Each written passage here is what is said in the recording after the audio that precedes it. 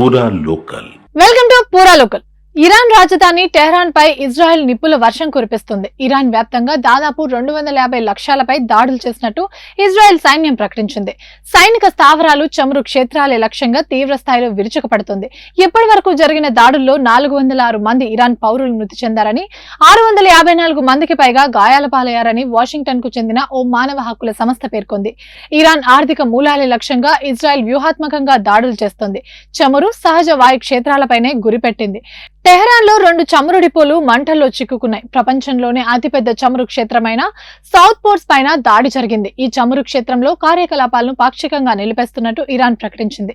ఈ నేపథ్యంలోనే ఆ దేశ విదేశాంగ మంత్రి అబ్బాస్ అరాగ్బీ కీలక ప్రకటన చేశారు. ఇజ్రాయెల్ దూకుడు ఆపితే తాము దాడులు నిలిపేస్తామని పేర్కొన్నారు. కానీ దీనికి ఇజ్రాయెల్ నుండి ఇప్పటి వరకు ఎలాంటి స్పందన రాలేదు. మరోవైపు యుద్ధాన్ని ఆపేందుకు తీవ్ర స్థాయిలో కసరత్తు జరుగుతోందని అమెరికా అధ్యక్షుడు డొనాల్డ్ ట్రంప్ పేర్కొన్నారు.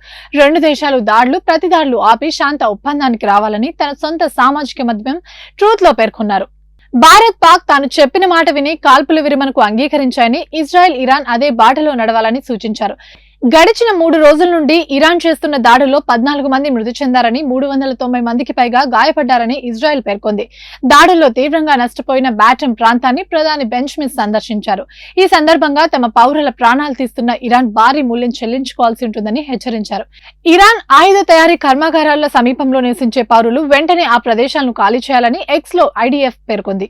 మీ భద్రత కోసమే ఈ హెచ్చరిక. దయచేసి ఆయుధ తయారీ కేంద్రాల సమీపంలో నివసించేవారు అక్కడి నుండి వెంటనే వెళ్లిపోండి. మళ్లీ చెప్పే వరకు ఆ ప్రదేశాలకు రావద్దు.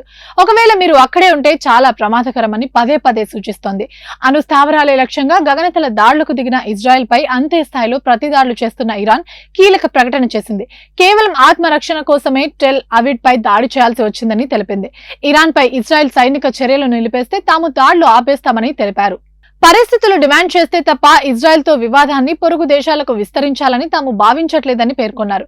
ఇజ్రాయెల్ దాడుల్లో ఇరాన్ అణు స్థావరాలు తీవ్రంగా దెబ్బతిన్నాయని అంతర్జాతీయ అణుశక్తి సంస్థ ధృవీకరించింది. ఇజ్రాయెల్ ధ్వంసం చేసిన వాటిలో నతాంజ్ లో ప్రధాన అణు ఇంధన కేంద్రం ఉందని తెలిపింది. ఇవి ఇప్పటివరకు అప్డేట్స్. మరిన్ని అప్డేట్స్ కోసం చూస్తూనే ఉండండి పూరా లోకల్.